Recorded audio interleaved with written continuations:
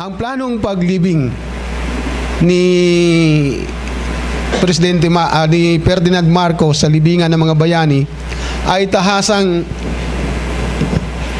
pambabastos, pang-iinsulto o pagtatatwa sa alaala ng mga martir at mga bayani noong panahon ng martial law.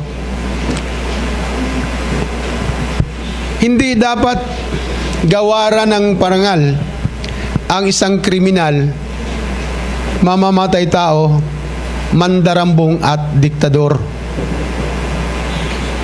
Ang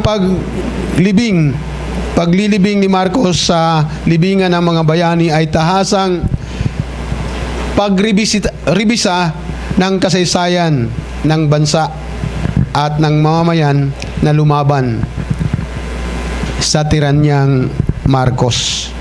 Si Marcos ay hindi bayani. Siya ay mandarambong, mabaksik at pusakal na diktador. Anumat ang magiging parangal na ito ay pilit na pagre-rebisa sa madilim na kasaysayan ng batas militar. Higit pa rito, ito ay tahasang pang-iinsulto nga sa mga sakripisyo at alaala ng mga martir at bayaning nakibaka laban sa pasistang diktador. Ang paglilibing kay Marcos sa libingan ng mga bayani ay maituturing na pagtatwa sa dangal at kabayanihan at sakripisyo ng mga martir at mga biktima.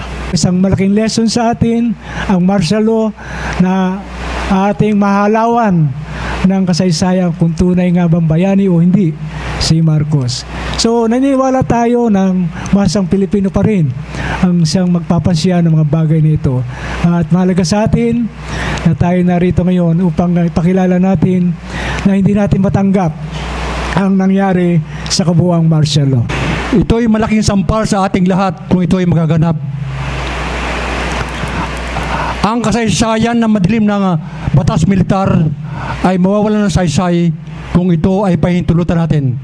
Kaya ako po ay nanawagan sa mga biktima ng martial law, sa kanilang mga kamag-anak, kaibigan, na labanan at tutulan ang paglilibing kay Marcos sa libingan ng mga bayani. Marami ang nagsasabi, unang-una yung mga kasama namin na biktima rin, na ito ay hindi maituturing na bayani dahil unang-una napakarami niyang ipinahuli, ipinapatay at ni-rape, pina-rape.